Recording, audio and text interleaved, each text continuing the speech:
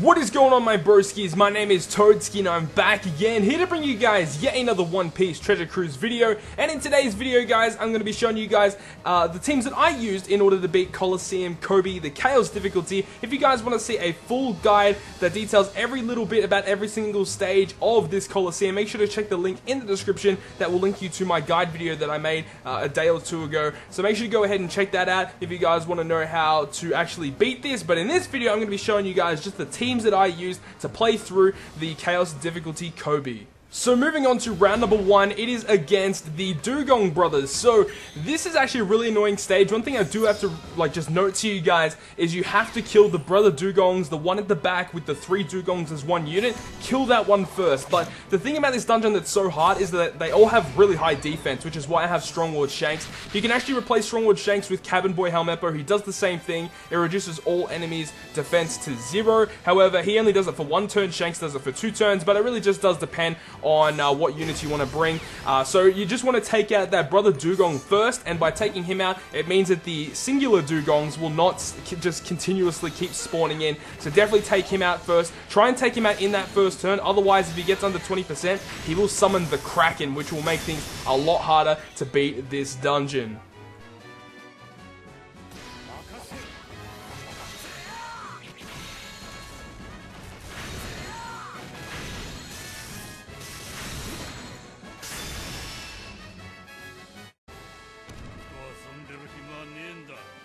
Round number 2 is against Chopper. Now, Chopper here is kind of interesting because he has a preemptive attack that does a little bit of damage to you, and it will also go ahead and lock your captain for 15 turns. So your captain is pretty much useless throughout the whole duration of this final stage of this dungeon.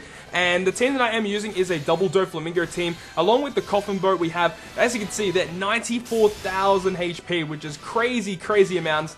And the reason why I'm doing that is because having your captain locked is just a really, really big blow to your team. One good thing that you could potentially do is bring like a friend Mihawk, so you could go ahead and use your Mihawk and then a friend Mihawk and then lead with your Doflamingo. That would also work just as well. One thing I actually did do, you guys will see, I actually stuffed up with my actual activation of my specials. I did all the orb manipulation possible to get all my green orbs, and then I used my Kaku special to randomize my orbs. Luckily enough, I still had Lore to try and give me some good orbs still, but at that stage, he was under 20% HP, and it was really, really easy to take down. If he does get to below 20% HP, he will actually activate a damage limiter, so I think anything over 3,000 will get limited down by a certain percentage. So make sure, get him just above 20%, activate all your specials, and then burst him down for that last 20%.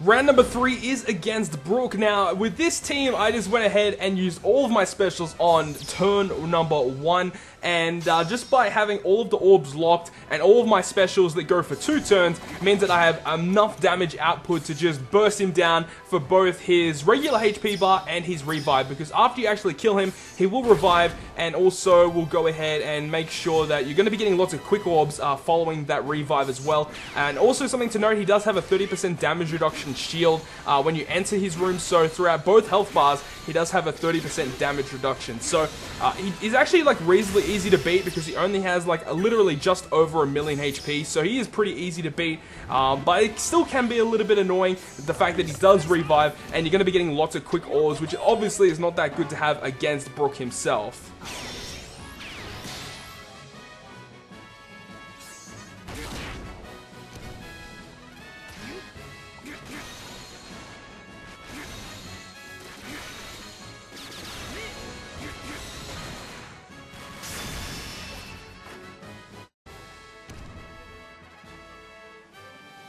Moving on now, we have Tashigi. Now, Tashigi does have a preemptive attack that will make it so that you're going to be getting lots and lots of tandem orbs on your team, and she will also apply a delay protector, and will also make it so that she will recover like 20,000 HP every single turn. Now, the best way to beat her is to have really powerful AoE damage. Like, I'm just using a Strongwood Ace team here once again, because his special is so good for clearing out mobs. It's super powerful, and then I go ahead, use all my specials, and take her out in one turn. She doesn't have that much HP. I think it's a little over 1 million, so she is a little bit easier to take down.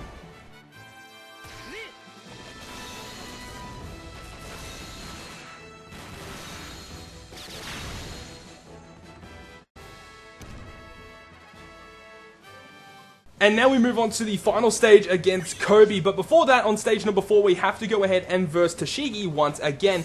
Now, the way that I've sort of constructed this team is I want to go ahead and try and get yellow orbs on my Heracles and my Boa Hancock before reaching stage 4, and then I'm going to go ahead and use one of my ace specials to knock out all of the mobs, and it does a lot of damage to Tashigi as well. And then without using any other specials and having all of my matching orbs, I can actually go ahead and take her out in a single turn. So make sure if you are using a team similar to this, to try and farm for those orbs prior to reaching stage number 4. After that, we're actually going to reach the final boss stage now of Kobe. Now, you could go ahead and just wait one turn and then go ahead and use all your specials, because after the first turn, he actually goes ahead and removes all special effects, including any buffs that you do to yourself, or if you delay him or anything like that. So you could just wait one turn, but I just go ahead and using all my specials now. So I use my ace special to lock my orbs, and I obviously use my Heracles to give matching orbs to my other shooter characters, namely Zephyr. If Zephyr has a matching orb, that's exactly what we want. Boa will go ahead and lock our chain multiplier at 2.5 times, which is super useful. Frankie to give us a 1.5 orb boost, and Zephyr for the 1.75 type boost for our shooter characters. And quite easily, we're going to just do so much damage to him, and we don't even need to use Zephyr for that last hit.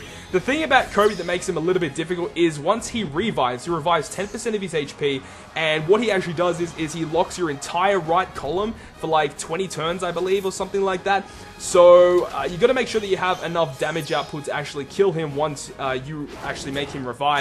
And he actually removes all the buffs, but we keep our chain multiplier locked at 2.5 times, which is enough damage output to go ahead and knock out Kobe. So I hope you guys have enjoyed this video, and if you guys did enjoy it, make sure to smack the like button down below. And if you want to stay up to date with all the content I post, including more One Piece Treasure Cruise content, make sure to hit the subscribe button down below. But on that, guys, I will see you guys within the next video.